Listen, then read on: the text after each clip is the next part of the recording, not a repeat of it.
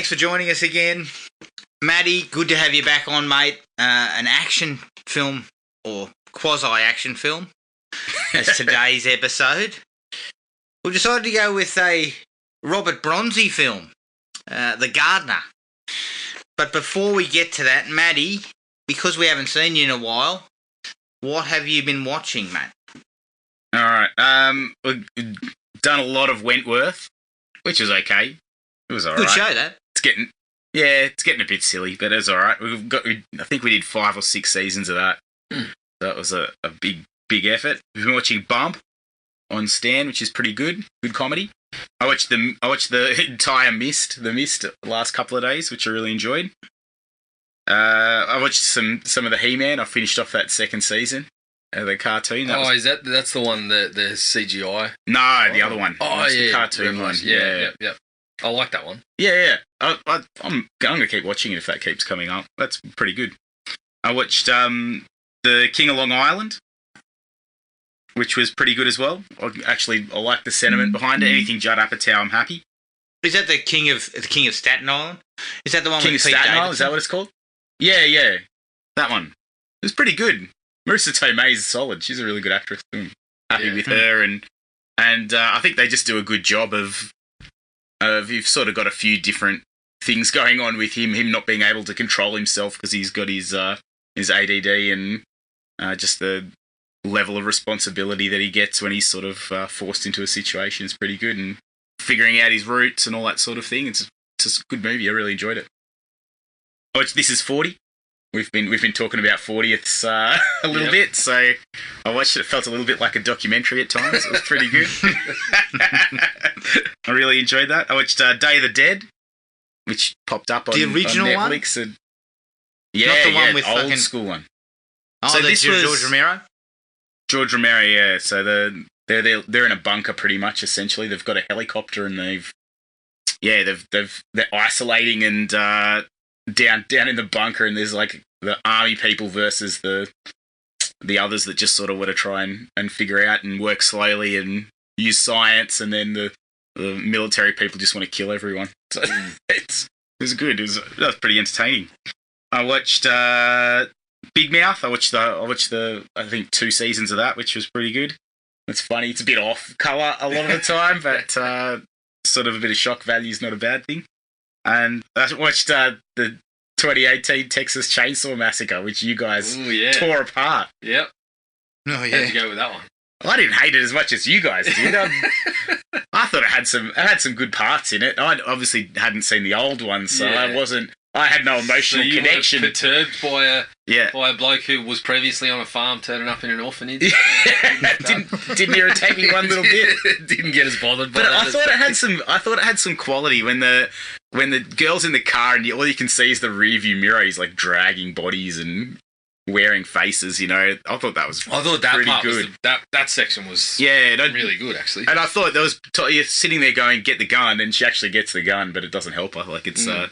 I thought that was pretty good. And then it got a bit silly, but in the bus when he's just tearing everybody apart with the chainsaw, I thought it was a good image. Like it was. I thought they went for something there. But again, you guys were bang on when you were talking about how silly it was at times and useless characters and that sort of thing. Yeah, you bang on with that.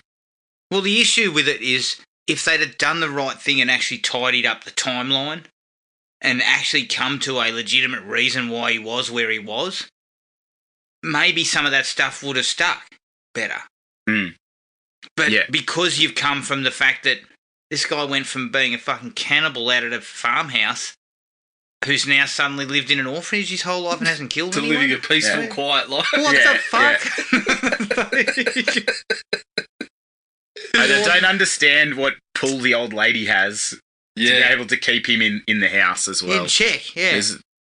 As soon as she disappears, he's just on a rampage. It's ridiculous.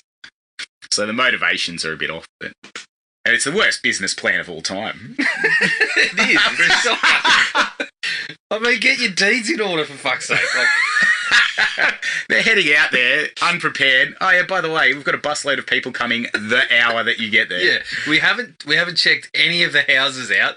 but everyone's going to be there. Yeah, but the main investors are coming today. Yeah, it was a bit silly. But I don't think it deserved 1.5, guys. Come on. I think, didn't Adam give it a half? Maybe 1. No, I think he gave it 1. I fucking hated it. it will never get viewed again. You say that. You say that. Yeah, knowing me, I'll fucking come across it in 12 months' time going, I don't remember watching this. Or, as I want to do, there's a new one on the way. Fuck, I better watch every other one beforehand just to make sure I've got all the ducks in a row. Yeah, for no reason. I better get my ducks in a row. Yeah, well, maybe the people who wrote it should have done that. They would have had their ducks in a row. Exactly. Their ducks were all over the fucking shop. But that was me. That was it. Yeah. All right, I'll go through mine because, as I said, I've got quality. I watched the Batman. I went and saw the Batman. I really enjoyed it. I liked the take this time around. It was actually less an action movie, more of almost like a dark thriller.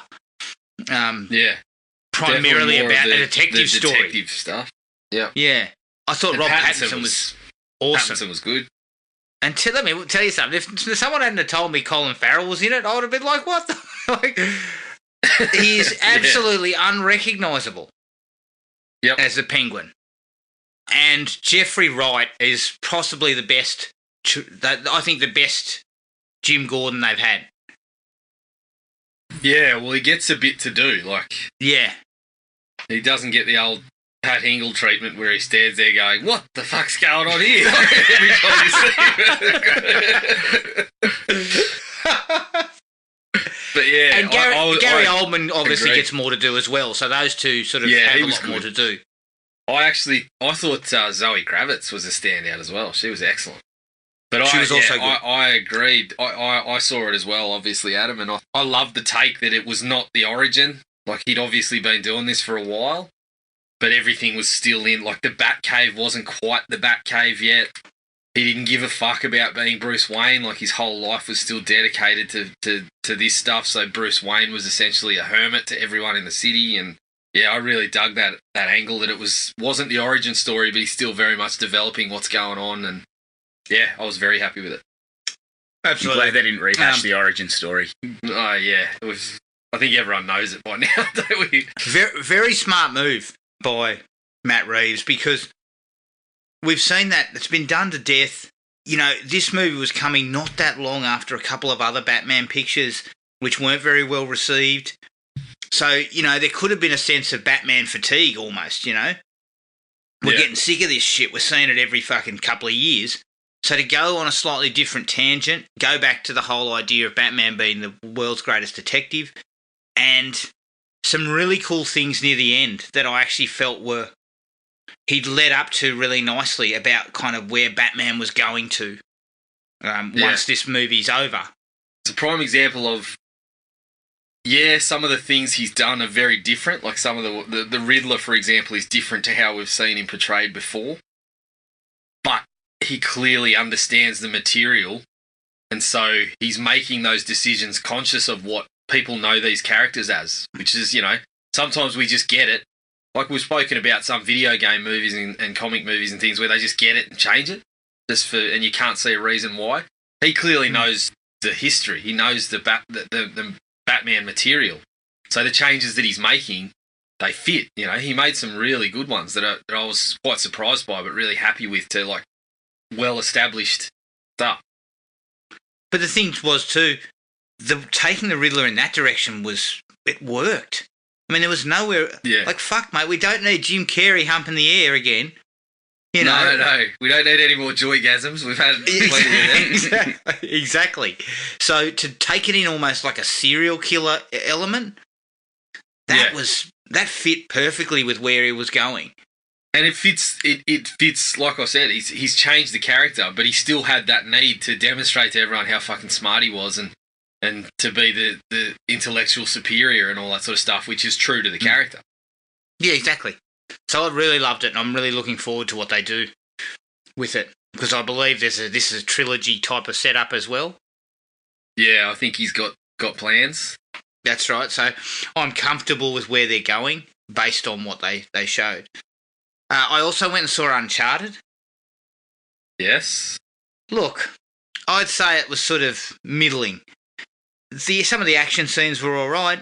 You know, there was a little bit of banter here and there that finds its groove. Tom Holland is always good, but I just kept seeing Spider-Man. Like, yeah, he's just essentially Spider-Man again, pretty much. And so it just didn't feel like the Uncharted computer games. And actually, I think they would have been better off just renaming it something else. Personally, yeah, I agreed. I saw it and I came out of it thinking, yeah, that was a fun little adventure flick. But Tom Holland, as you just sort of mentioned, he's good, but I didn't get quite the Nathan Drake vibes. No. And Sully, like, I went back and played through a couple of the games as well. And Sully he's kind of that, obviously that father figure, but he's got that sort of roguish charm as well. And then when Wahlberg turns up, it's Mark Wahlberg. Like, I didn't see the Sully character at all. No, I didn't either. And the problem for him, I think, is he's not really, like, because of the age of the characters, I just didn't get a father vibe. Like, Wahlberg's not in father territory just yet as an actor. So it wasn't going to work. And look, I didn't think Wahlberg was bad. But he was just Mark Wahlberg. Yeah, exactly. I mean, I reckon, you can tell he was opening Wahlburgers and not worried about this too much. Yeah, if you went into this and hadn't played the Uncharted games, you'd probably be reasonably happy. But the reason we got 4 Uncharted games is because people, obviously the gameplay was good, but people fucking liked the characters too. So if you go in having played through the games and having a connection to them as we had, you're inevitably going to be a little bit let down. Yeah. And for me, Jared, there's nothing that was in that movie that you couldn't have had Nathan Fillion. Even now. Oh, fuck. Yeah, just do it. Go for it. I'll tell you, the only difference is $300 million at the box office. That's the only thing that doesn't happen, because Fillion doesn't have that kind of pull. But this is why you take a property that's already got recognition, right?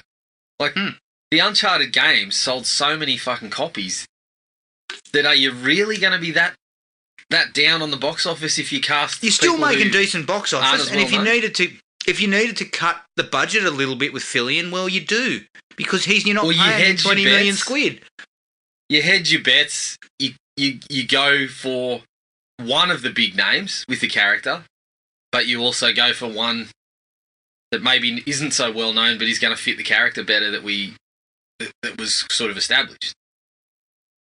Personally, I don't think you're going to miss the box office. Well, this is it. You could even make Sully find a big star in the Sully role. Yeah. But Fillion's your guy as Nathan Drake, because he is kind of Nathan Drake. Well, in the way his characters he's portrayed in other shows and stuff, that's kind of who he is. That's right. Everyone said it. That's what everyone... Well, you watch Firefly. Obviously, there's a bit of time passed since then, but that age bracket, even when he was doing Firefly, it's essentially the same character. And you love Mal Reynolds in Firefly because of the same reasons that you love Nathan Drake. Like, sometimes he covers up his he makes dumb decisions with all this fucking bluster, and but even while he's doing that, he's dropping these lines that are charming you. But then he's also got the ability to show a little bit of heart, a little bit of, take on some of those dramatic scenes. I always think, there was a real missed opportunity that we never really got that other than the fan film that they made. Yeah. You know what? I'll tell you who wouldn't make a bad Sully as an older man? Kurt Russell. Yeah, he probably would, actually. Yeah, because he's got that, Jack Burton had that roguish bullshit as well. Yeah. But he's got the father figure. capabilities. Mm. It would have been interesting to see them go that route, but I mean, look, the film's not a fucking turd, and quite frankly, it's fun. I'd actually be happy to see a sequel. Yeah, if you're gonna expand things a little bit. Yeah, it looks like if we do get a sequel, it's going to basically lead into more of what we're expecting. They did the classic thing where you've just got to squeeze, we'll start a franchise with this one, so we'll take it from right from the get-go. Whereas the end of the movie was the part where I thought, yeah, okay, well, this is looking a bit more like what we want. Yeah. But yeah, look, it was all right. Now, I've watched the first 2 episodes of Winning Time, Jared. Yep. The Lakers dynasty. Mm-hmm. I'm enjoying it. I think it's pretty well made. I believe someone's coming out and contradicting the way they've portrayed Jerry West, saying he wasn't a raging asshole. Yeah, I watched the first episode. Even when I was watching it, because I've read the book that it was based on, and I've read a bunch of shit about that era of the Lakers. And so I was a little bit confused, because I'd always thought, everyone said Jerry West was basically a fucking tortured soul by all the losing, and even when they were winning, he couldn't seem to enjoy it. He was always fucking stressed out. But they never said he was, like, angry. They were kind of like he was almost, people didn't not get along with him or anything like that. They sort of said he was just a tortured guy, and he kind of tortured himself, not other people, whereas Jason Clarke's fucking snapping golf clubs and yelling at people and calling everyone a fucking asshole and all this sort of stuff.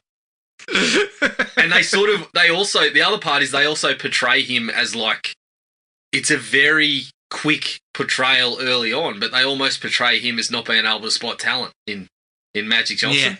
Yeah. Whereas the guy's reputation is he's a fucking elite talent scout, basically. So yeah, that part did confuse me, but I did enjoy the show. John C. Reilly's fucking fantastic. Oh, he's even better in the second episode. Schmoozing with all the owners at one point. It's piss funny. I like how they're sort of showing Kareem's portrayal. Kareem had that sort of surly reputation. Yeah. I loved the part where they showed him, they kicked off with the scene in Airplane, and you get the laughs and whatever, and then a kid comes up to him afterwards and says, Mr. Jabbar, can I get an autograph? Fuck off, kid. Back onto the trailer. I'm like, yeah, this is good. This is good quality stuff. But yeah, very entertaining. I really enjoy it. I mean, John C. Reilly is fucking awesome. His portrayal of Jerry Buss is just hilarious. I mean, I just love him getting about these flared strides and his big lapel jackets and his shirt open down to the navel. Wandering around. I really like his performance, and the show is interesting enough. I haven't read that book either, so it's sort of coming as a little bit more a bit of an info dump for me about that period. Yeah. Yep. Now, I've also been watching my daughter, who's not really a sports person. She's been banging on about Drive to Survive on Netflix. The F1. Which is the Formula One series. And I was like, I mean, don't get me wrong, I don't hate Formula One, and I know it's fucking very skilled, but I was like, it doesn't really do much for me. But we said we'd give it a go. It's bloody awesome. Like, they've really done a fantastic job. They build some tension into it. The season sort of goes along, and there's all these machinations going on with drivers, and you see what's going on in the pit. And there's a couple of team principals, these guys who manage the teams. Mate, one bloke in particular, his name's Gunter. He is just, you constantly hear him on the phone telling people, oh, look, we could look like rock stars, but now we look like fucking idiots and all that sort of shit. He's hilarious. And then midway through the second season, we meet the team principal for Mercedes. His name's Toto Wolff, and he looks and sounds like Arnie. I love the bloke. But as far as shows go, the way they edit it together and they actually build some tension into it, it's really, really well done. And the episodes are only about half an hour each. So definitely worth a look. I watched a couple of other films. A Dennis Quaid film called The Intruder. Anyone heard of this one? No. It's the classic I'm kind of more a hand that Randy rocks Quaid kind of guy, though. I think we all are, aren't we? Yeah, Randy's the one with the talent. Dennis was just, let's face it. I mean, I believe Randy got nominated for an Oscar, didn't he? Before his issues came up. Yeah. But this one's kind of like your classic hand that rocks the cradle type of thing. You know, this bloke, this pair, this couple buy a house, a really nice house in the country, owned by Dennis Quaid. And, of course, he can't seem to let it go. He keeps turning up all the time, and then it starts opening up this, you know, he may have killed his wife and all this sort of shit, you know, so he turns into an absolute psychotic. Yeah, look, avoid it. I believe it was on Netflix. It was on Netflix, right, so okay. skip it. I also watched one that came on Disney Plus called No Exit. It's part of the Star stuff. You watched that? Mm-hmm. I really liked the did. concept. Yep. The concept and the idea behind what was happening, but they just kind of blew it in a sense of they gave it away immediately. Yeah, it was fairly predictable Yeah. as to Like, what was I going thought it was on. kind of like, who did it? Like, who owns that car? Yeah, You know? And you've got to work it out. yep. And I thought it was going to go a bit longer. But yeah, I felt the same as you. Like, it wasn't bad. I still kind of enjoyed it overall, but it was sort of, they gave that one away. And so then the next steps were kind of a little easier to pick. So yeah. But also, Jared, I wasn't thrilled with it. But yeah. looking at it, it turns out that pretty much everyone's kind of involved, Yeah. which was stupid. Yeah, know, so- to a point. I was disappointed in the way it kind of played out based on the concept being quite cool. Mm-hmm. I watched another one that came to Netflix called Body Cam, which is a sort of supernatural police one where there's like some sort of entity sort of haunting the police officers after an incident that occurred that was captured on body cam footage. The idea is okay, and some of the set pieces are all right, but she's not really well acted. I think it's fair to say. Not Robert Bronzi level, but fuck. No, Still not great. So, yeah, I would probably wouldn't check that out. And the last thing was the documentary on China, the wrestler. Mm-hmm. The female wrestler. Really interesting stuff. Punctuated by some real fucking assholes. You know? Like, I know that she had her problems, and you know, when it comes to drugs and stuff and things like that, I always have a bit of a policy of personal responsibility. But some of the scummy assholes involved in the documentary they were making about her coming back were terrible. And then that shit by Triple H, who'd previously been her boyfriend, his ramblings about her not making it in the Hall of Fame were fucking ridiculous. Yeah. You know, she made some pornographic films, and that's got something to do with her wrestling fucking skill. When you've got scumbags like fucking Ric Flair in the Hall of Fame.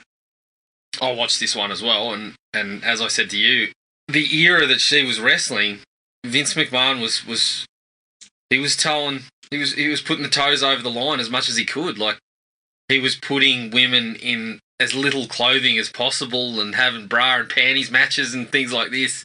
And if he could have had nude women on TV, he would have. But as soon as China finishes up and he's, you know, just fucking cut him off and they're talking shit about her, she makes a pornographic film and everyone's got a problem with it. It's like, well, you guys were running with the same sort of thing. You were trying to titillate the audience and do all that sort of stuff yourself. But I have... It'd definitely be the same audience. Yeah, absolutely. I have a large problem too, Adam, with, we can't have her in the Hall of Fame because she made a couple of stick films, but Jimmy Snooker's in there and it's pretty clear he killed someone. So, you know. Yeah. And look, she made those stick films at a really bad time. Again, personal responsibility. She was all over the place when you look at that footage of her on Howard Stern. She's fucking drugged She was a out of mess. her mind.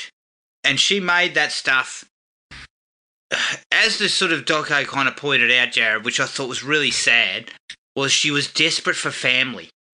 You know, like her family didn't work out. So whenever she went into something, she was looking for a family, and the WWE was a family, and then the porno guys came along, and they hyped her up and said, and they were kind of a family to her. And then when she went over to Japan, she found a family in the church, Yep. And it was sad. I'm not saying that, okay, making pornographic films, okay, it's not great, but what the fuck's it got to do with wrestling? Nothing. Yeah. Yeah, that's right.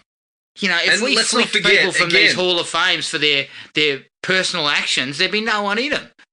Yeah, and Triple H, I think his form was poor because he obviously, starting work with Stephanie McMahon while he was still with China, and so now obviously he's married to Stephanie McMahon, he's got a big stake in the company.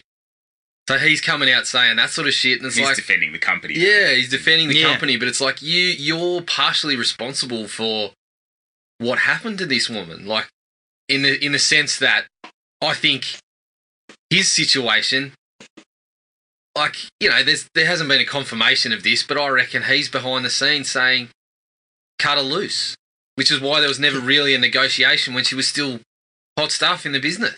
Exactly. So she just got cut loose from that contract. And again, let's not forget, having watched wrestling at the time, there was a character who was Val Venus, whose fucking character was that he was a porn star. So how come you got issues now? Like, you're happy to, like I said, you're happy to put that stuff on TV, and you're happy to push the line so far that one of your wrestlers is supposedly a porn star who's doing promos where he's waking up in a sack with some of the other female wrestlers and stuff like that. But, oh, no, she made a porn film, so she can't be in the Hall of Fame. Like, what are we talking about here? Just ridiculous. It's hypocrisy, Vince. As we said, That's Adam, the maybe definition, mate. Maybe she sneezed too much, and Vince McMahon had issues with that. As we've heard stories about him fucking blowing up the Lux when someone sneezes in front of him and stuff. And you know what? Triple H could easily have just said, look, as far as wrestling's concerned, she probably should be in the Hall of Fame. And just left it there. But he just twisted the knife in, and it actually impacted on her, that shit. Yeah, you could tell. She was still talking about it. Yeah. Like, years afterwards, and still trying to sort it out. Like, I think, I can't remember exactly, but I think now they're actually coming around to it. But again, it's like, but why didn't you do it when she was fucking still around? Yeah, but that's it. They're coming around to it because she died. Yeah. They probably wouldn't be coming around to it if she was still alive. This is the thing. Yeah. This is what fucking irritates me. You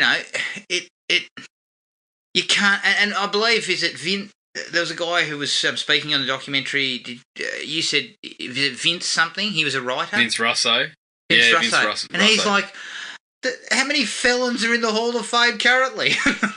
Yeah, exactly. Yes, exactly. And he's not a very popular figure, but he was actually one of the people in there that was making some sense.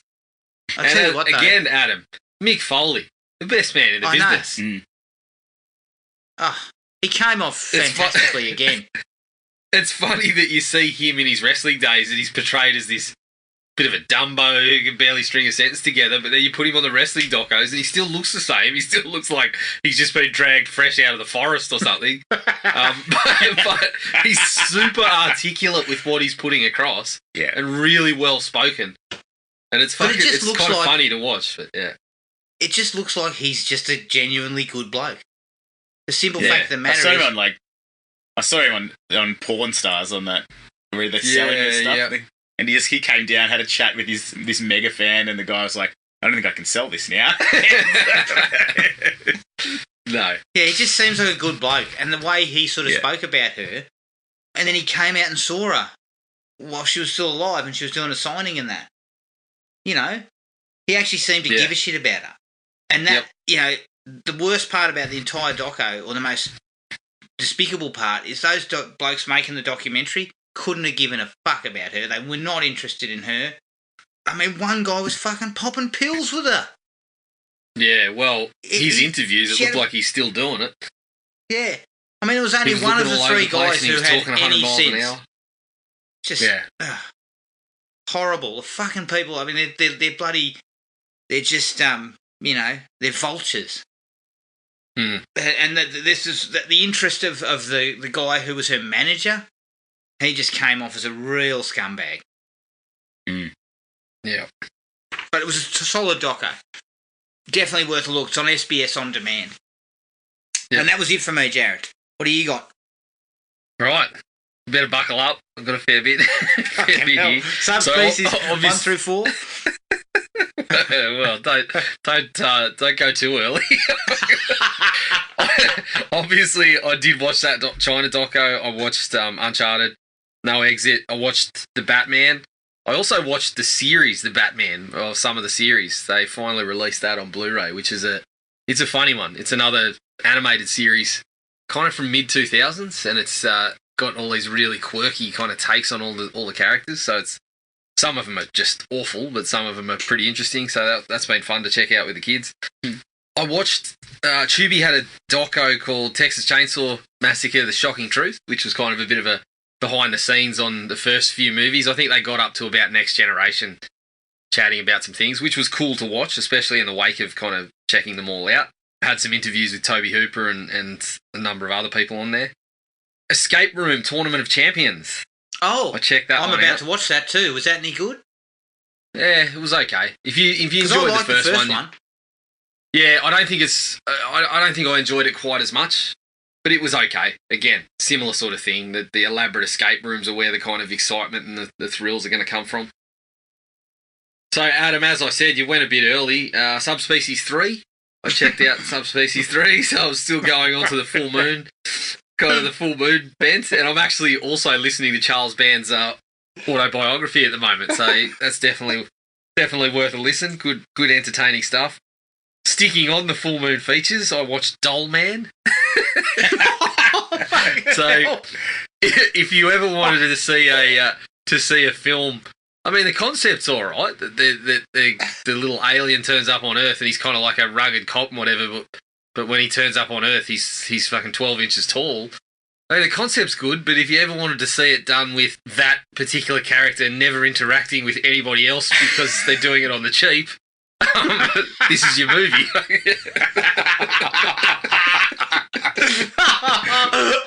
I'm gonna have to watch this shit. Did you say that's on Tubi as well? Yeah, it's on Tubi. Tubi. Can't wait. I also watched Head of the Family, which I thought that was kind of good. It was good, entertaining fun.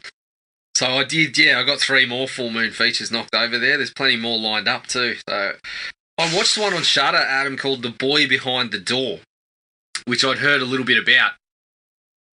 It was very good, very creepy, but it's dealing with some quite heavy subject matter. So basically it's these 2 kids just going about their day, playing around in their sort of rural little town setting, and they get kidnapped. Right. And it's all sort of set in the house that they've been kidnapped. And it's got a few twists and turns, but I tell you, the subject matter's pretty heavy. It's one of those ones where they don't go too much into detail about what's going on, but you can read between the lines, and it's a bit sort of seedy. So yeah, it's not a kind of it's not just a sit down and switch the brain off one. There's a bit to take in. I watched Old, the M. Night Shyamalan one about the beach. How'd that go? It was all right. Still got it? Oh, yeah, I don't know if I'd put it that way. It's a long way to get to an interesting sort of talking point at the end.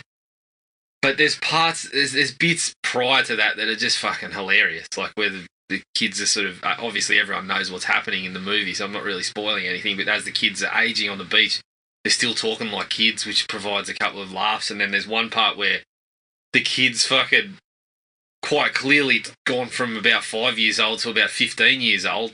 There's a conversation between the mother and the father, and the mother's there going, look, they've obviously had a reaction to something they've eaten. And I was just sitting there, I was just bursting out laughing, going, come on. Was it the fucking exploding birds there, Jared? Yeah, it was a similar model of thinking. You're looking at it through a similar lens. The hypothesis is very similar. I couldn't recommend it highly. It was okay. It's more, again, trying to be thought-provoking about what's going on there, and it succeeds in fleeting moments at that, but, yeah, I couldn't recommend my it problem highly. with M. Night is he really hasn't recaptured, like Unbreakable was him at his absolute peak, right? Yeah. And some of his more recent ones, there are ideas that, kind of are interesting, like Old. Even Glass, which I hated, he was kind of looking at some interesting things in the superhero kind of genre. Yeah. But he's just he just hasn't got the touch, mate. Yeah. He doesn't. He's just way off.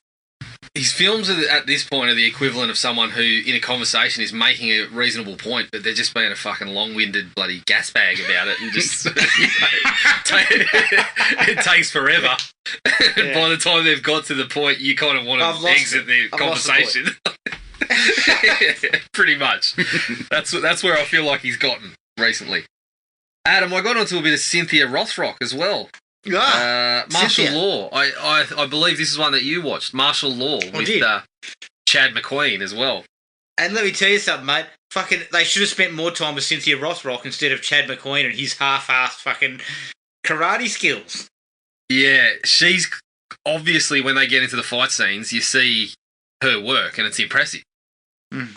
So I can see how she had that kind of B-movie career, because that's what you're there for. You're hiring her movies because you want to see people punching each other, and and she does that pretty well. Exactly. Found one on Tubi that I've been meaning to watch called Candy Corn, which was a slasher. It was, a bit average. Again. What is it? Sounds All great. I've heard this whole fucking time you've been talking is, I wouldn't recommend it. Well, it probably doesn't have anything to do with the films I'm selecting, I wouldn't think. But, no, I'd Would heard you say about I this should one watch for a Candy while. Corn, And it's, Jared? I would say, watch it. You'll like it. I think it's... Oh, fuck, thanks for the rap. Jesus. You'll like it. No, it's one of those ones where, even though it's only a very middling to low sort of quality picture, it's in the wheelhouse of the stuff that we're looking for. It's clearly someone who's grown up with movies like Halloween and whatnot, but it's got a touch of that new sort of Rob Zombie-ish feel to it. I watch it and I look at it and I say, if it was a Rob Zombie movie, like if this was the kind of thing that Rob Zombie was going for, I think I would probably enjoy his movies. But I think this one's a little bit too... It's very derivative, but it's also got all these plot points that just got to kind of get dropped out there and then don't connect. They just kind of get put out there and then just left hanging. And the kills, which is what you kind of got to get right with this slasher thing that they're going for, it's, it's supernatural slasher sort of vibe. Mm. They're just a bit light on. So, which is why I couldn't recommend it. I still liked it. Visually, there was some really striking things, some character design and stuff that was really good. So, yeah, all in all, Adam, watch it straight away. Okay. I'll report back next episode. Yeah, do that. I watched The Harder They Fall, which was that the Western on Netflix with Jonathan Majors and Idris Elba and Lakeith Stanfield, I think's in it, a bunch of other actors. Really good quality stuff, very slick. Probably drags on a bit. Like, it goes far longer than it probably should. Jonathan Majors, Jesus, everything I watch that bloke in, he's exceptional. He's really, really good. I'm coming around to him very quickly as one of my favourite actors to watch. So it was all right. I would check that out. I kicked off the Children of the Corn series. So I worked through 1, 2, and 3. Again, middling to low for most of the session. Isn't number 3 got Charlize Theron in it? Yeah, she's basically an extra. She's one of the kind of disciples that keeps popping up occasionally. Funnily enough, I mentioned that when Urban Harvest, which is part 3, Urban Harvest, when that kicked off, I was thinking, okay, so you've taken this out of the rural setting, which was one of the few high points of the 2 previous films. But I think I actually enjoyed the 3rd one the most because it just kind of gets into this kind of creature feature sort of feel at the end. But honestly, I'm 3 pictures in, and the films haven't adequately explained to me much about what the fuck He Who Walks Behind the Rose is supposed to be, and all of them have a differing fucking take on how it's going. But as I said to you, Adam, I don't think I don't think Stephen could adequately explain to me what that's supposed to represent either. It feels like another one of those, you know, sometimes in his short stories he comes across a reasonable idea that doesn't quite get fully formed, and I think that's what Children of the Corn appears to be. Yeah. In that the whole religious fervour of the region is being commented upon, and there's some really, you know, there's some parts in the first one that are a little bit chilling involving the kids, you know, preaching to each other in the corn and shit like that, but it never really goes much further than that. I'm reading that at the moment. Yeah, that short story. So maybe you can fill me in. Otherwise, I'm sending an email. It's pretty much just the bloke ripping into the wife. Yeah, at the moment, that's all it is. Yeah. No, but the other thing that Stephen had when he wrote it was cocaine. Yeah. I believe it was around that period where the corn was fucking lost in a blizzard. Exactly. I think Stephen had it. It was going through his difficult patch. Yeah. I think he's starting to, you know, he's kicking things off, and he gets this stuff on a page about the corn and the kids, and then he has a couple of lines, and he wakes up the next day and thinks, "Well, shit, I finished it. I don't even remember finishing it." You know, there's another story for the collection. The same short story collection that had the one where the guy is stranded on an island and eats himself. Survivor type. This is what I mean. Yeah, Steve was off with that the one's actually all right. I thought Survivor type was all right, but yeah. It was, but it was fucking silly. I mean, it's this kind of story that only cocaine can only write. Where does it rank on the scale of kind of Lawnmower Man short story? No, it's a smidgen higher than Lawnmower Man. I mean, it's not as bad as fucking The Mangler, The Mangler and Graveyard Shift, which was about giant rats. I mean, Stephen was in a bloody world of his own back then. Yeah, that's. I mean, all that sounds enjoyable. I might have to go and watch Graveyard Shift ASAP. And the last one I watched, I checked out that Turning Red on Disney, the new Pixar one. I had a look at that. Yeah, I thought it was pretty good. It was pretty good. It's obviously causing a bit of controversy for particular reasons, but I thought it was a decently, well, I thought it was a well-written movie, and I thought it was reasonably entertaining for the runtime, so I'm surprised they didn't put it in the cinema. Yeah, I don't know what the go is there. I'd like to know a little more about that, because it feels like we're getting past the point where the cinemas, you know, obviously COVID took that out of play for a while, but now that it's back on deck and things like the Batman are up over the 500 mil mark already, like you would think that's the way to go. But maybe they'd already planned it to go straight to streaming and stuck with it. Yeah.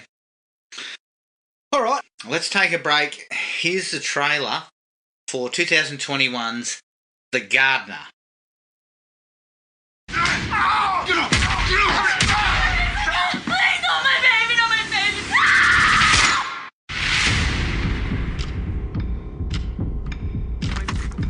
Hello, Mrs. Sanderson. Please call me Lauren. Didn't you fight in the war? That was long ago. There's the next house. You get in, you get the stuff I tell you to, and you get out. I'll bring my girl out this time.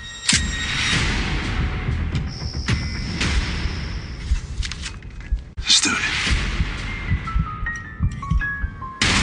Looky here. Nobody move. Sit down. No! Well, hey there, buddy.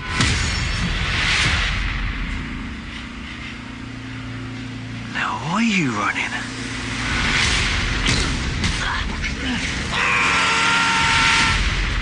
There's only one person that could have done this. It's the gardener. Gardener. He's military. He's a killer. And so are all of you. They've seen my face. They all die. What are you gonna do? Save your family.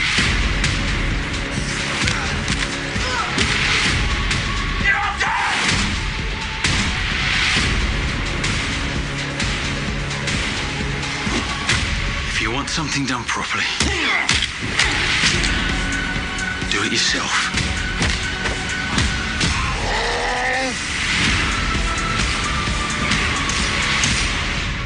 So, gardening, have you always enjoyed it? Yes. The Gardener from 2021.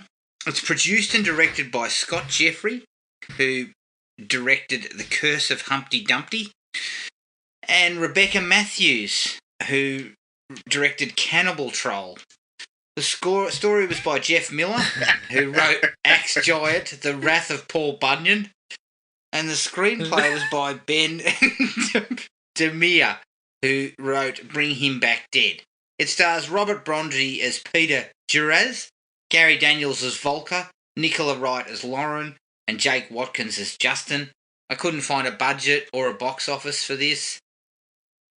The trivia I could find was the tagline is "Your ass is grass." One of the greats. Oh, I'm sorry. I shouldn't laugh at that shit, but that is the best part of the film. Yeah. All right, Matty. Upon your return after 4 weeks away at least, how did you cop The Gardener? Look, it's sloppy, but it's funny. And that sums it up. So I gave it a 2. Pretty fucking straight to the point. It's sloppy. Yeah, I like it. Sloppy. I laughed at a lot of the lookalikes in there. They're like, I don't know if they did it on purpose, but there were people in there. I was like, that looks like that guy. That looks like that guy. And then the plot didn't make any sense, and the bad guys were horrible at their job, and the family wasn't really very likable. Some of the people were completely miscast, and but it had some good action in it. The location was pretty cool, and Robert Bronzi cracked me up. I was not prepared for Charles Bronson Mac 2. I was not prepared. Oh, dear. All right, Jared, what's your take on it? Yeah, I think that's a fair reflection there from Matty. Sloppy, quite amusing at parts. I think the writing was reasonably sound for an action movie idea, but it was all just kind of very quickly, it seemed like it was all very quickly put together. So as Matty said, it ends up with the family being pretty unlikable, bar a couple of exceptions, because it's all just surface level. Like the parents are constantly fighting and there's no depth beyond that. The bad guys are the same. So we just end up with it's such a generic action movie. Yeah. The baddies are of different culture. Yep. Yeah, just it's silly. So I kind of got what I expected, plugging in Robert Bronzi, which is worth the price of admission. So I ended up at a 2 as well. I think I got enough entertainment out of it to warrant a 2. Yeah. I still don't want to see it ever again, but if I had to, I wouldn't put up that much of a fight. Yeah, well, I want to see Bronzi again, but maybe a different movie. Let's continue working with this. You want to see Robert Bronzi again? I've got the total opposite. Look, I am... You know, I'm diving into my likes list already, but I am kind of taken with the idea of making films with a bloke who looks like Charles Bronson. I mean, it's the old Bruce-sploitation again. What do we call it? Bronze-sploitation. That's the whole... The only reason the guy's in movies is because of his uncanny likeness to Bronson, and I love it. I'm here for it. I would rather you dug up Bronson's corpse. No. You know what I mean? Because fuck, Robert Bronzi. I've got questions. I'm not going to go into it just yet, but I gave it 1.5. I'm a bit like you guys. I've got questions. Don't get me wrong. I've got questions, but I'm taken. I'm taken with the idea.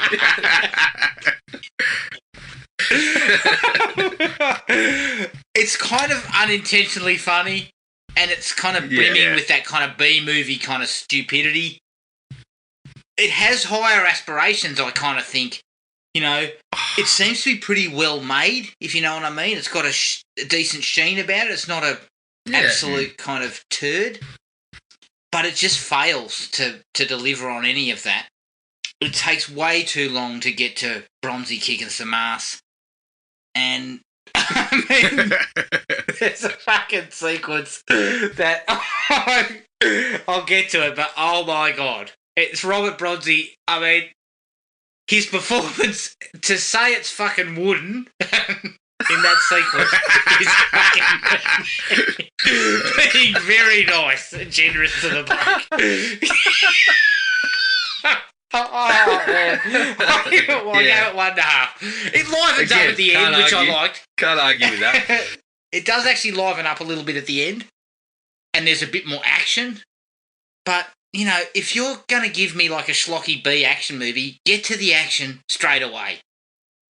I don't want 45 minutes of listen to the family fucking bicker. You know, it doesn't work. But let's get into the likes. As started I said out before, strong. First scene was the Yeah. house invasion. totally It started agree. off with a hell of a lot of action. We've got masks. That sequence got- is kind of creepy. Mm. You hear all the stuff going on in the bedroom, and then she crawls out, and she's pregnant, and then out comes the bloke in that mask, and, you know, it actually started with a little bit of go in it. Yeah, it was pretty horrific, that beginning. And I think that it set things up nicely as to wanting to find out why you would do that, why they were going to those lengths. So I was actually, quite happy with the first sort of 15 odd minutes of setting that up and then getting into the family. Aside from, as we said, the family, it was all kind of just surface level stuff, all the bickering and whatever. But I did actually I dug that the son was seeking solace from the family shit by hanging around the gardener. I kind of thought at least that's a reasonable way to set up. That scene was so Shit, funny. Matty sounds fucking the pretty issues, impressed with that too. the issues come into play when you require Robert to act the scene out. But I like that. That kid was very miscast. That poor bloke. Yeah. He did a very good job doing his best, but he was hanging around Bronzy with hanging out for a pair of secateurs like my 5-year-olds do. Yeah. He'd never done any work in his life.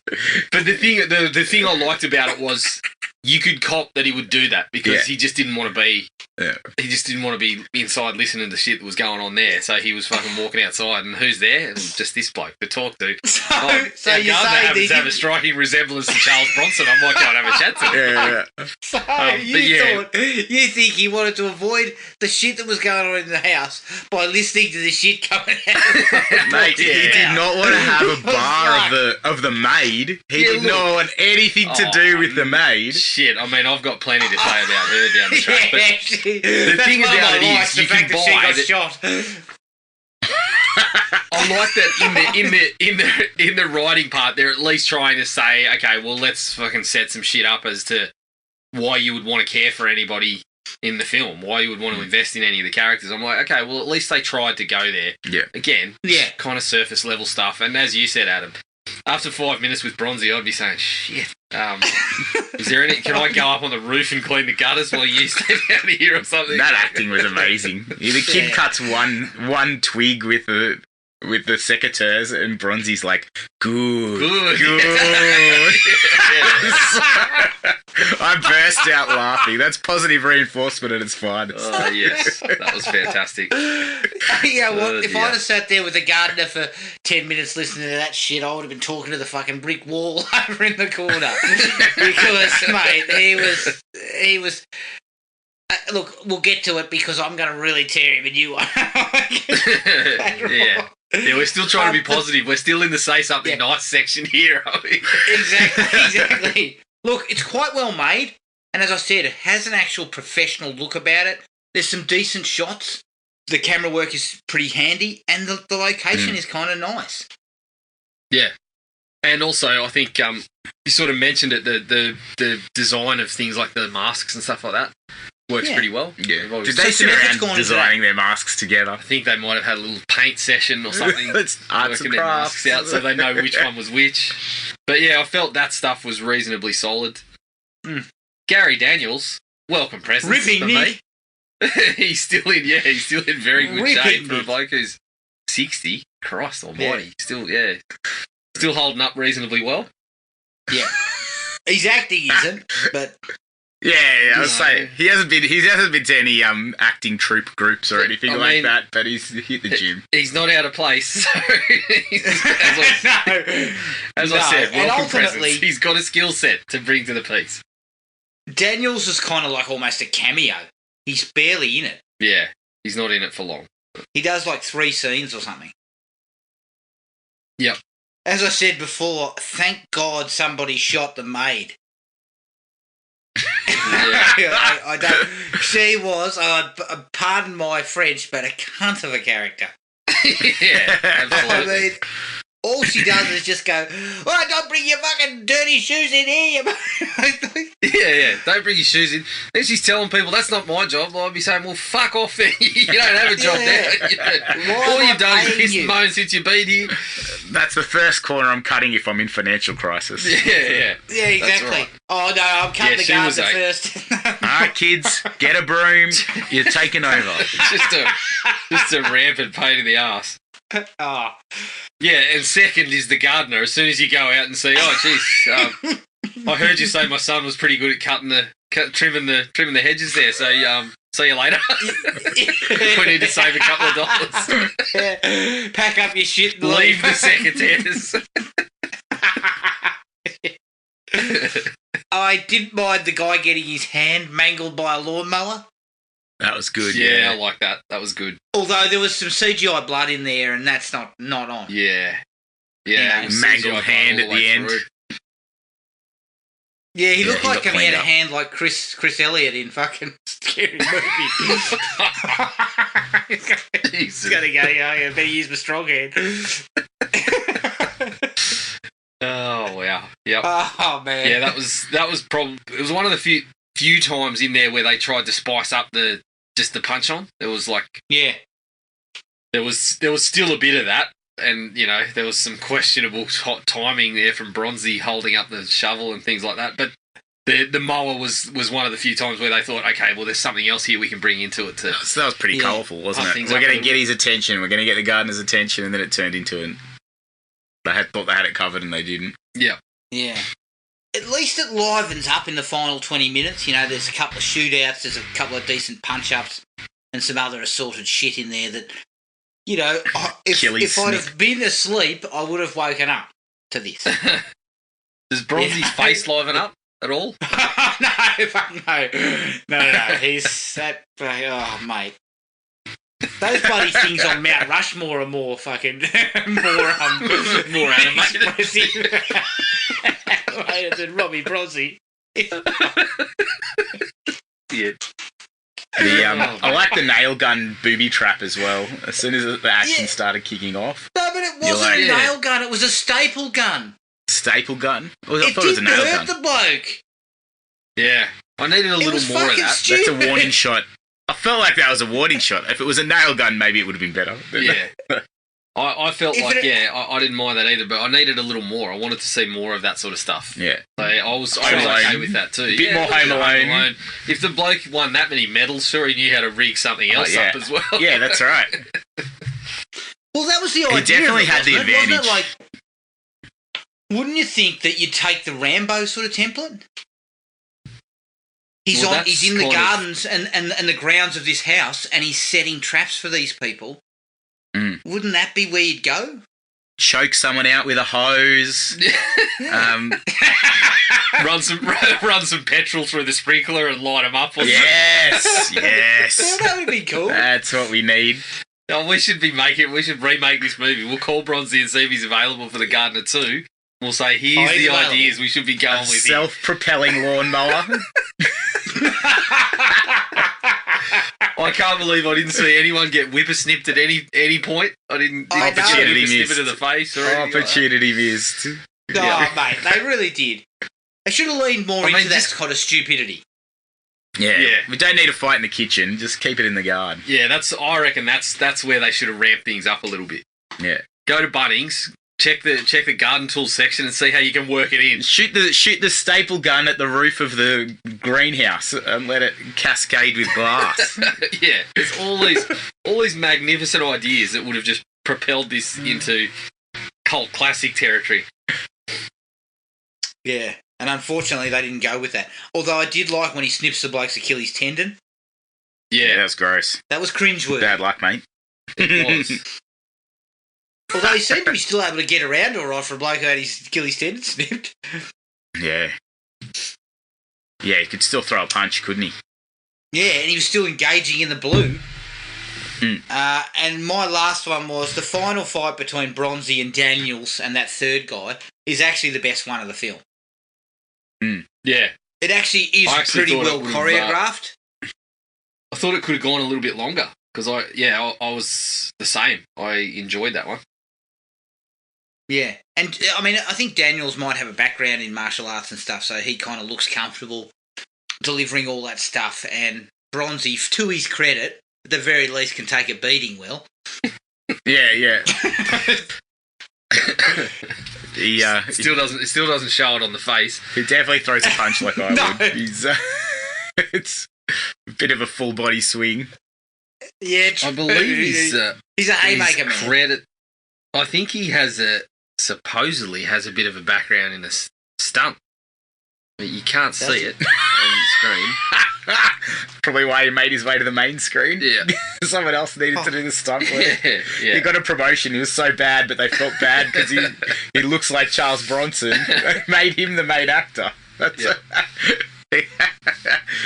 one of my favourite little details in it was when he was relaxing in his room. He was reading a book about gardening. He is committed to the lifestyle. Shit.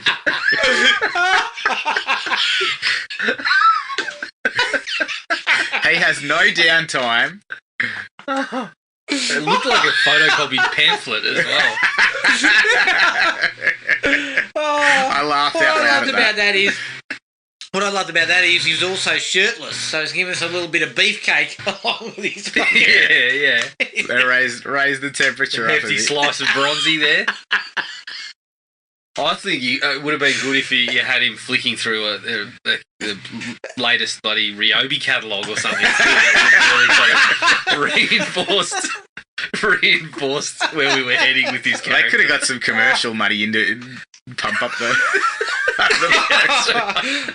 Bit of product placement.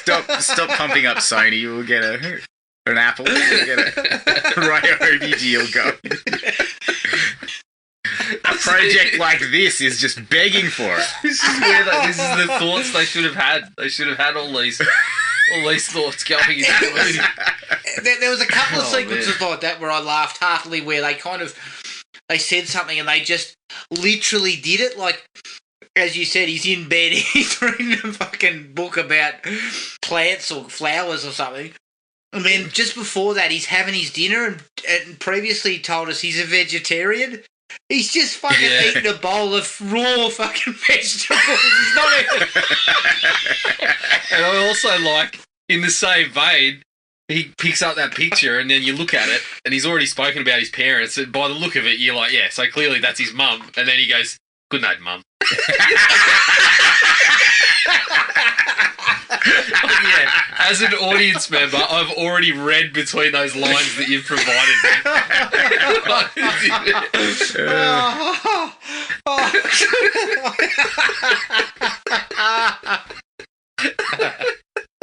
I'm pretty sure, when I was looking at it, I wasn't getting confused that was his wife or anything, because it looked like one of the Golden Girls. So.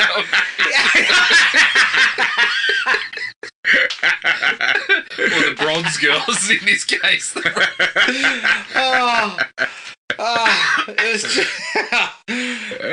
that stuff was absolute magic. It wasn't in my likes, that one, but honestly, some of that stuff had me laughing heartily. Now, I haven't got anything else in the likes category. What about you lot?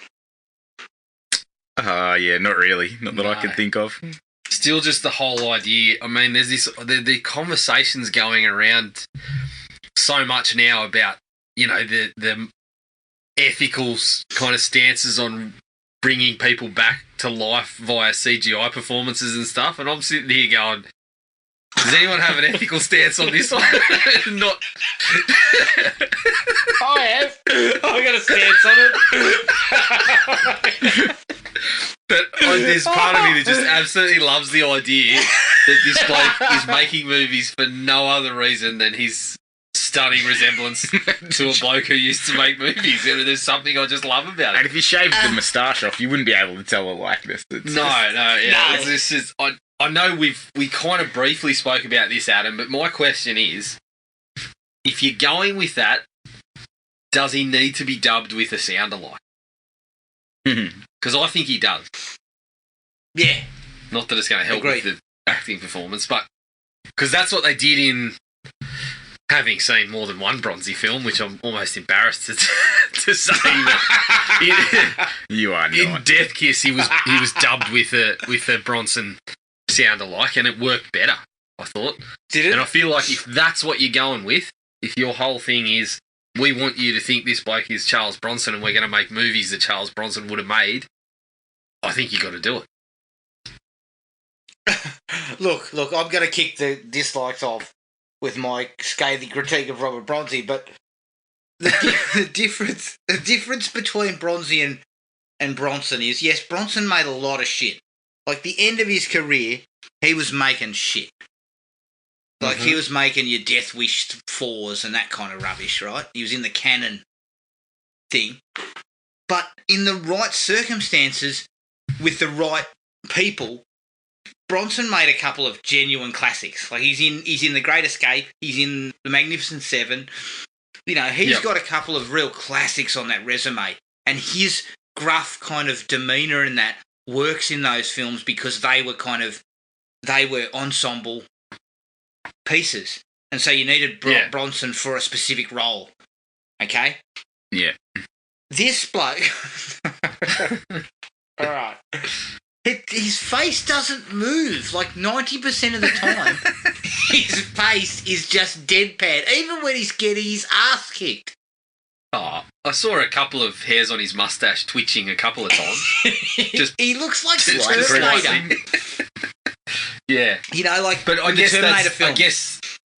I guess that's what you're left with, right? He's in low budget movies, so essentially the best we can hope for from this guy is canon era Bronson. I know, but cheesy, we're not even getting that, slop. Jared. We're not even getting that. I mean, the guy... Look, yeah, okay, you look like Charles Bronson. Look, hang around down in the fucking... in the streets of LA getting $10 for a photo. Don't fucking make movies.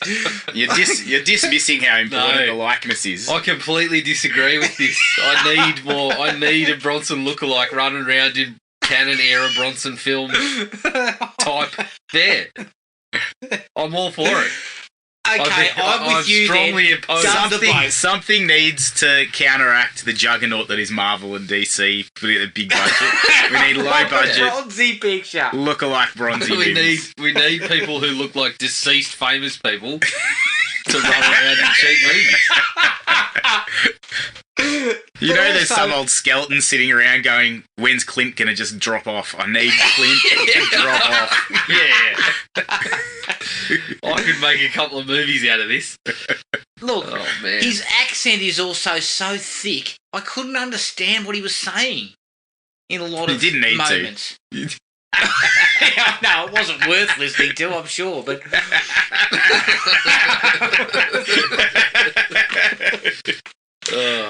Yeah, see, that's the issue, right? Is, like I said, the only reason you've got this guy in the movie is the Bronson resemblance.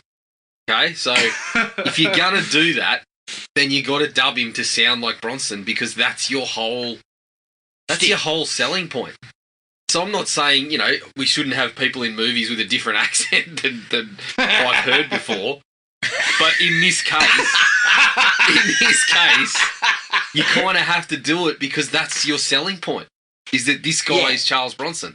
Just coming back to his acting skills, there's a sequence where he's outside. Firstly, the moment we see him walk up and he strokes an apple or something in hanging off a tree or something. And I was like, this guy is as convincing a gardener as I am. And I'm not a gardener's fucking asshole. So, convincing at gardening as he is at acting, I think, at this point. Yeah. But there's a sequence where the mother says to him... He's got that, he kicks it off and they show the apple and I think he touches a couple of other plants, but he looks like he's warming his hands on a fire or something. He's walking up to plants and kind of holding his hand against it. I'm like, their aura. You need to read more gardening books, mate, because you've got no idea. He's been in the job for a week. He took the job. He's just looking for a feed. He basically, there's a sequence where the mother comes out and says, Peter, would you like to join us for dinner? And Bronzi turns to her and goes, dinner? As if he doesn't even understand the fucking concept of it. Like, I was just... Yeah, and we needed to rewrite that one. Mate!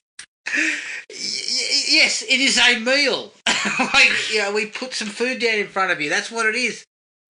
Could you imagine him turning up to the dinner where the mother just blurts out, I want a divorce? Yeah, that would have been good fun. But Bronzi, you wouldn't have bothered him. He just sat there stone-faced anyway, munching on his raw veggies. And you wouldn't have been able to tell whether he was perturbed or not, whether he was enjoying his food. It would have brought the subject back to the vegetables that he'd grown in the garden. Yeah. He'd start bringing up the wartime, and then when the son would probe and say, what happened in the war? He'd say, we don't talk about it. Yeah. These carrots are very delicious.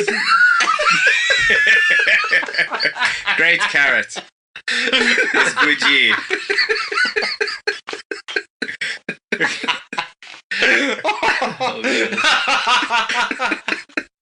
Oh, man. Whew. Okay. Yeah, hey, I'll get off Bronzi. I'll get off him now, but he's not an actor's bum.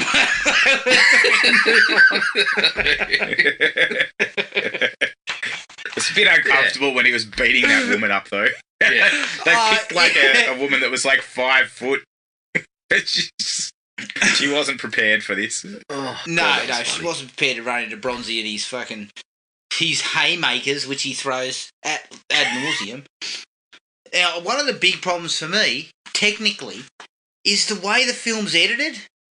I don't know about you, but number of times there was things going on concurrently, but they were editing back and forth and cutting away from important things. Like, there's a scene where they're having dinner and the guys are breaking in, and we're cutting away from, like, we get like 2 seconds of like someone talking at the dinner, and then we cut to the guys breaking into the house, and we cut back for another 2 seconds. It's like, at least give me something. Like, give me a little bit of the guys breaking in, and then we'll cut to the dinner and we'll have an actual conversation where she, says she wants a divorce. But it's all chopped up. Yeah. And there was one that was even worse where Gary Daniels was beating the shit out of those 3 blokes. Yeah. Because they fucked up. Yeah, he gives him a bit of an ass from whooping. it to come back. They cut away. 10 minutes later, they come back and he's still doling out the same ass whooping. Yeah. And listen, if you're employing Gary Daniels to do that, they got one thing right. He had 3 scenes, and in 2 of them he's involved in fights. Yeah. But if that's what you've got him in the film for, which is what you do, you employ him because he's a martial artist, then give us that. Just stay on the ass kicking until he kills all 3 blokes, and then the phone rings. Yeah, exactly. There was also with that same thing with the editing that he tells them, all right, just wait around until night comes, and then break in when everyone's cleared out, and then they cut away, and then they cut back, or they call him back when things have gone ass up, and he's still standing around with no shirt on. It would have been hours of him standing in the same place. Yeah, but look, with no shirt on. If I was 60 and I had that rig, I would do exactly the same thing. I'd stand there shirtless for hours until someone happened to walk in and she just caught me with my shirt off. Just let me go. My entire wardrobe. You explained it. All makes sense. Total. And that's it. It makes total sense. Oh yeah. But agreed, Matty. They do that repeatedly. It's like they don't trust the sequences, which they shouldn't because they're shit house, but you know what I mean? Like, you've got to give us something. You've got to actually complete the scene. There was a couple of times where they didn't really, I hesitate to blame the editing, but they didn't really edit around Bronzi's weaknesses, which I guess is hard to do. But I mean, there was the sequence where old mate if you had to edit out every weakness, Jared, you'd cut him out of the film. Yeah, that's correct. But Pacey. He looks like Pacey. That's his name. If the guy that doesn't wear the mask and is just a rampant asshole from that side of things, he comes in, right, and he's got the family held at gunpoint at one section, and then he goes, and swings his head around like he's just been surprised. And they cut to a shot of Bronzi, and I swear to God, you can see the moment they say action, because he's just kind of standing there with his hands next to his fucking hips, and then he leaps into action and flings the knife. And it's like, you needed to come into that shot a little bit later, but I guess, Bronzi probably should have been a little bit more prepared. But they do the same thing in the fight with the lawnmower. There's one where he gets hit in the stomach, and you've got this shot with both of them there, and so Bronzi is clearly just stepping through piece by piece. He gets hit in the guts, and then he grabs his guts very quickly, and then quickly whips up the shovel and just holds it there, waiting for the bloke to hit it, basically. Yeah. Yeah, I saw that. Needed to sort of chop around that a little bit, right? Sloppy. Absolutely. Definitely sloppy. So, yeah, it kind of highlights Bronzi's sort of unnaturalness in the fight scenes, because there is a handful of them. As you said, Adam, when he gets in with Gary Daniels, it looks all right. And that's probably because Daniels is selling it like Ric Flair does and making him look good. But, yeah, you probably could have helped that along a little bit with some better editing. Yeah, because the fight scenes are not that well choreographed in general. Even when Daniels kicks the shit out of those three blokes, everything seems to be slightly sped up. It's kind of like you can kind of see the punches are being telegraphed. It's not like John Wick, where everything's moving at speed and obviously, far from it. Keanu Reeves is getting his face punched a few times, here and there because Could you imagine the choreographer working with Bronzi after he'd worked with Keanu Reeves? Oh, it's all about a step down, Jesus. You'd have to scaffold like crazy. That is one thing I'll give him. I forgot to give him the credit for that, but in the fight scenes, he does take some punishment, which is, we've always talked about how you kind of have to have that and not go the whole Steven Seagal route where you just don't get a hand laid on you. So I think I'll give him a little bit of credit for that, because he does take a fair old hiding in a couple. I don't think he'd be a diva. No, I don't think so. I think he's happy to be there, I'll tell you that much. Yeah, true. Not the moustache! Hands off the moustache! I love the way they telegraph the fact that he's a special forces soldier or some shit by there just happens to be a box under the bed that someone just accidentally runs into it. They open it up, it's full of fucking medals and other They're looking for him under the bed for some reason. All sitting on top. All the medals are just lined up on top. I mean, fuck, give us a spell. And just because it's medals, are they actual important medals? Can you tell if they're important medals? Yeah. You can't. From what I could see, it said under 15's most improved player or something like that. It wasn't a Purple Heart. Yeah, he wasn't in the military, he was just a good soccer player. The fight with the girl, which I believe she had a background in stunt work, so I was expecting maybe this one could be alright. But it's so fucking over choreographed, but also it takes place in that little kind of round, I don't know, like a foyer. Yeah. And so all that happens is he just pushes her over a few times. Like, if she's a stunt performer, throw her through some shit.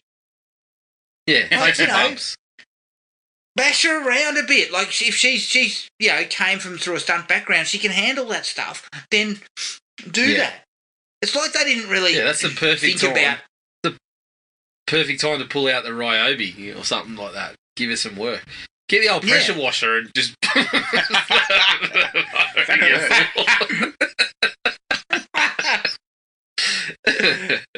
Oh, Yeah. what else? Yeah, have I we got? agree. Come I think on. the worst thing about that was she looked like she probably could have handled it. Like Yeah. in what you did see, she looked reasonably kind of capable of doing that sort of stuff that you're looking for there. One of my big gripes was the professionalism of the crooks. They were like, we're a professional outfit. We do everything properly. But then, like, two of them have, like, bulletproof vests on, and one of them has a crop top on. And then one of them, as they're going in to do the job, refuses to wear the mask and then gets pissed off that they've seen his face. Like, it's just, it didn't make a lot of sense that they were meant to be a professional outfit and they really weren't. I But believe not he only says that, something but- along the but- lines of, I left it behind. I left it at home. I left it at I home. left the basket yeah. home. But this is the same guy who was in the car previously with Daniels, being told that if you fuck this one up, we have to let you go, and you know what that means. Yeah. So he's basically just been told, you'll be killed if you fuck this up.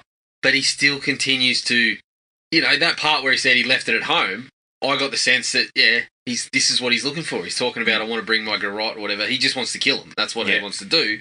So the second that that's happening, it's like, right, you go home. We'll do this as a 3-person team because you're going to fuck it up. Yeah, just wait in the car, mate. Yeah. And I think it should have been played more that he did accidentally fuck it up rather than just purposely doing it, because the ease of the job, it basically shows if he wasn't there, they'd have been in and out like a fiddler's elbow. Like, it would have just been done and dusted, and you're off. I don't understand why the thing wasn't just on the kitchen table. Yeah, or just something 'cause to there was a- pause it. Get out. But there was a double Yeah. cross involved. What? Why did they even need to break in to get it if the owner of the house was in on it? Yeah. Insurance. What Adam. is it? They I know, need but If they're why home, doesn't they wouldn't have had. insurance. If they're home Yeah, on but it that wouldn't- property, though, they don't need to. Yeah, well, that's But Jared, the part of that. it's not that hard. The part You of take that, those things, you give it to them, then you trash the house yourself and say that someone broke in. I mean, Yeah, but the part of that to me that was even more far-fetched is that the dad was just like, oh yeah, I knew, she cancelled the holiday, but I thought, we'll be right if you're here. Yeah. I'm like, well, How about we all go out to dinner? It's not that Yeah. complicated. just fucking figure this out. Yeah. So that Yeah. side of things was a little, it didn't pass muster once the explanations came out. And then with whatever it was, the documents that they've got, he's like, I've got another buyer. So then the guy's like, oh, fine, we'll sell it to them then. And then shoots him. He doesn't know who the buyer is. No, he hadn't doesn't know. extracted that They haven't information established that yet. You have another buyer. Well, we'll find someone to buy it then. Like, Yeah. yeah, Gazza It just was Daniels ridiculous. was a little bit ahead of himself there. Slightly ahead.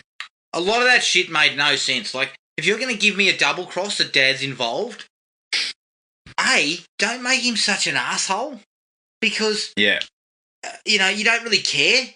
I mean, it Yeah. should have been that Dad and Mum had a couple of heart-to-hearts. They were trying to fix their marriage. Yeah, Do you know what I this mean? is what we were talking about with this whole. It was all surface level, right? All it was the couple fighting. All it was the dad was a rampant arsehole.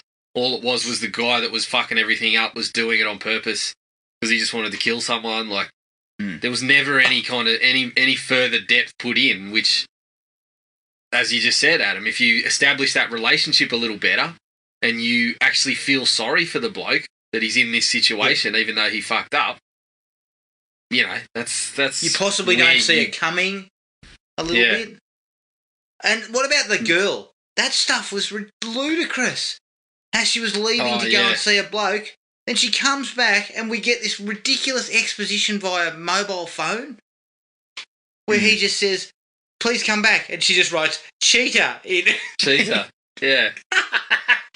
I mean, It's like- there's a number of explanations for that, but the explanation that I got out of the film is this dildo has organised a place and time to meet this girl, seemingly for a very fleeting kind of exchange, because they don't seem to be seeing each other a lot. And at that particular time, he chooses to fucking have some other bird there as well, and she's walked in on it? That's what I got.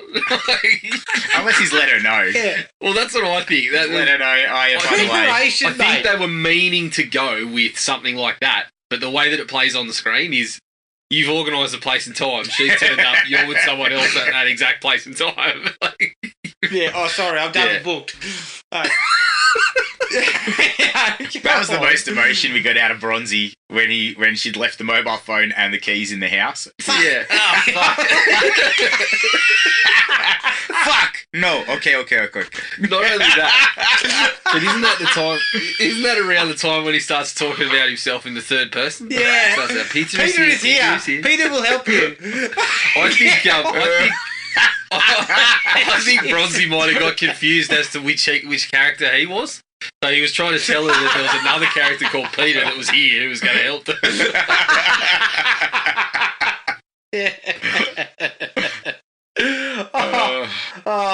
But all of that shit too, with the daughter, there's no reason for her to leave. Like, Yeah. Well, I think they're There's just kinda trying to no- establish again that nobody wanted to hang around the parents acting like a pair of assholes for the entire time they're in this house. I know, but yeah. in a way, you could have not had her. You could have just had the parents and the son, because the son was the one who was bonding with Bronzi, if you can call Yeah, it that. pretty much.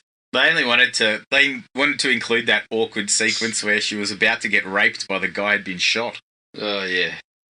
Oh, Or yeah. whatever it was. Again, didn't need it. Unnecessary. Yeah. Yeah. Very unnecessary. But, man, they just these bad guys are real hornbags. How are you in that situation? You're like, oh, I might as well get one away. Yeah. I never understand it. Yeah, that bloke did not take the threat of his, being walloped by Gary Daniels very seriously. Yeah, that's right. No, he didn't. One of the other things I felt that they dropped, Jared, they kind of insinuated almost like that someone knew who Bronzi was. Did you guys get that feeling? Yeah. They were kind So of like, the gardener, who is he? Who is he? He's trouble, says one of them. It seems like they were setting him up to be the fall guy, but didn't actually look into who he actually was. It was just we've got a gardener, so yeah, okay, we'll make him the fall guy. And that whole, he's trouble was based on seeing the medals in the box. Right, okay. So I don't think they... It was I get pretty the sense, clumsy, again- however it was done. Again, just a group of supposedly professional fucking robbers or whatever that are bad at their jobs. They didn't know who this bloke was. But again, Adam, it feeds into what you're saying there, where it was a little bit clumsy and confusing. The absolutely classic bit of dialogue there, where they find the body hanging off the wreath on the door, and someone's like, "Oh shit," and whatever, and then the guy goes, "It wasn't the old lady. There's only one person that could have done this. It's the gardener." And I was like, "Oh, for fuck's sake!" But they've kind of like established by talking about thinking it was the old lady that did that. I'm like, they've kind of established that you reckon anyone could do that. Like, it wasn't the old lady. There's only one person that could have done that. Well, if it's the old lady, Why then would you probably assume it was the old lady who murdered that guy? I mean, she was a That bitch. would have been a movie. yeah. Well, yeah, if you'd hung around her for 5 minutes, you'd probably assume she probably Well, could have I done guess that. she would murder you if you came in with fucking mud on your shoes. I said, But yeah- no dirt Yeah, on the carpet. He walked in and he asked her to mop up the blood that he just spilled. She fucking said, "Oh, that's not my job," and What, killed though? him. What I love about that is that she tells Bronzi not to bring his fucking dirty boots in, and honestly, he looks down like he doesn't even know he's got boots on. It was like she'd asked him to dinner. His level of confusion was the same. Well, it was like she was fucking talking a different language. Yeah. Maybe she should have spoken to him in Hungarian. That was What, she was what just else have you got, horrendous. Jared? What else have you got? Well, so again, this seems to be planned, but it came off as really dumb, was when they start sending people off one at a time. And so they hear the lawnmower and they go, "Ken, take care of it or whatever. Go and check it out. Ken gets his hand jammed in the mower and then killed by Bronzi and hung off the Christmas tree by the old lady, the Christmas wreath by the old lady. But then they say, the guy that's sort of running the show says, here's the mower go off and goes, good, Ken took care of it. And then has a little bit of dialogue, about 30 seconds with the other two. And then he goes, what the bloody hell's taking Ken so long? Go and get him. And sends one person off.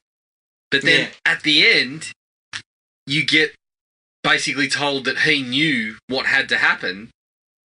So I'm to assume that he's sending those two off to get killed to leave the trail? Because to me, that doesn't make sense, because if Bronzi's being set up, he's being set up to kill the family. So people are going, well, who the fuck are these other two people that are hanging off the door? Yeah. So then when I look at it like that, I go back to, no, that was just dumb, sort of classic old logic of, quick, you one person, go and check it out and get fed to the wolves, basically. So that See, was to kind of me, silly Jared, too. if you're going to hang Bronzi out to dry, you're going to pin this entire thing on him, right?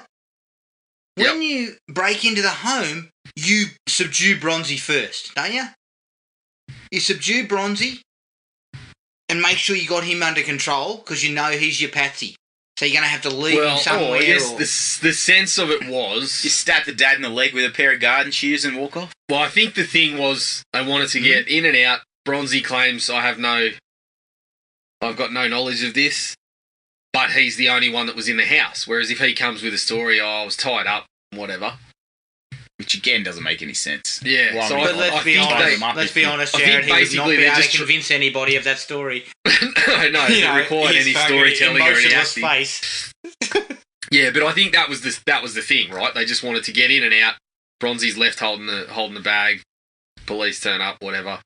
So I didn't have too much of a problem with that, not subduing him. Probably have more of an issue with not knowing who the fuck he was and leaving yourself open like that. But then, if Bronzi is the patsy, again, this is the thing. Are you setting him up for just the robbery? Which it seems like what was supposed to happen.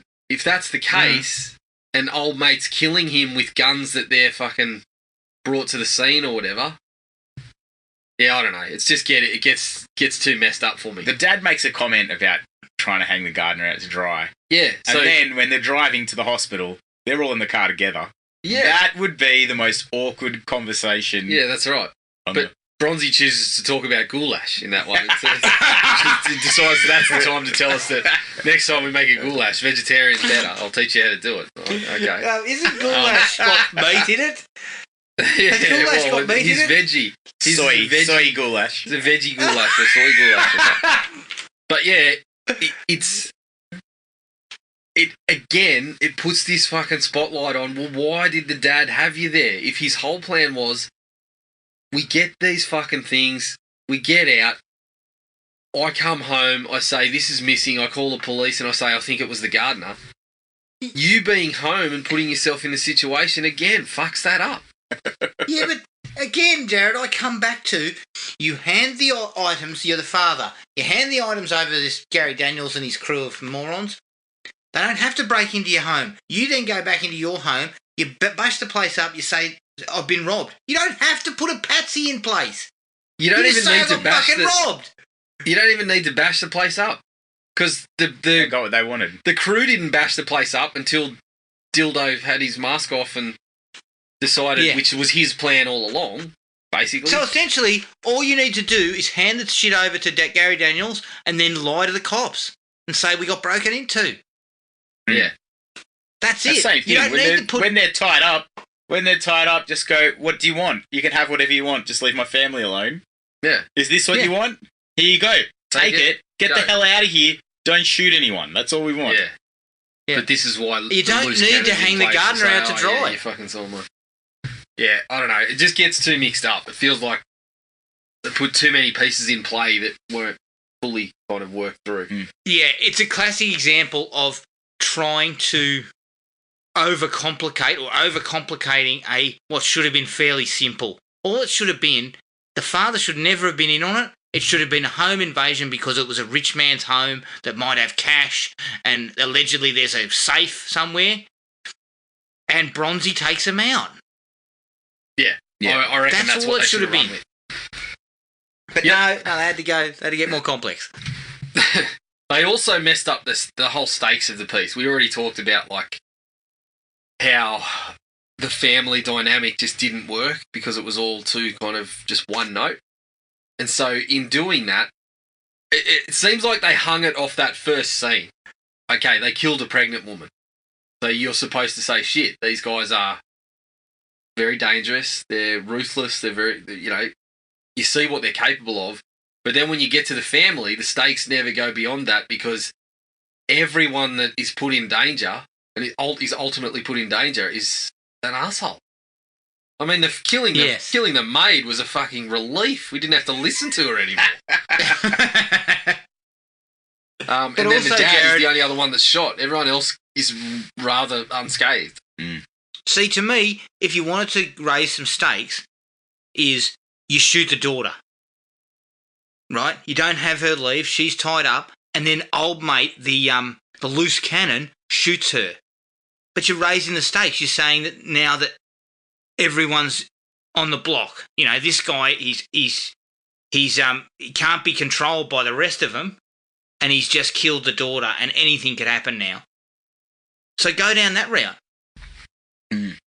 Yeah, because at least you're raising some stakes in the household. The dad doesn't say anything. He just sits there. Like, he should be saying, all right, guys, let's just cooperate. No, this is going to be over quickly. We'll just do it. He doesn't say anything. I guess it escalates. Yeah, it just feels a little bit like they wanted to add some sort of shades to it, and they were not equipped to actually have that in there. Budgetarily, probably, as well. Like, you needed to cull down the things that you had required. And just going with a classic home invasion / Taken style ass whipping would have probably worked better. It would have been more compact. Mm. Yeah, I think so. I think that's everything for me. Wouldn't have stretched Bronzi as far. Well, fuck, he wasn't exactly stretched. At least it had a good run time. I'll give it that. Yeah, that was a positive. 85 minutes of your best. Have you guys got anything else? No, I think we dissected that one pretty well. Mm-hmm. Yeah, I think so. That is The Gardener. You can find us on Podomatic, iTunes, Spotify, and everywhere else you get your podcasts. Send us an email at thrillme@iinet.net.au. Our Facebook page is Thrill Me Podcast Australia. And Podomatic page is thrillme.podomatic.com. And we're on Instagram at thrillmepodcastau. Keep an eye on the Facebook page for details of our next episode. But until then, take it easy, and we'll catch up with everyone later. Cheers. Find the podcast at Podomatic or on iTunes. Don't forget to rate and review. Like us on Facebook at Thrill Me Podcast Australia, or contact us at thrillme, all one word, all lowercase, at iinet.net.au.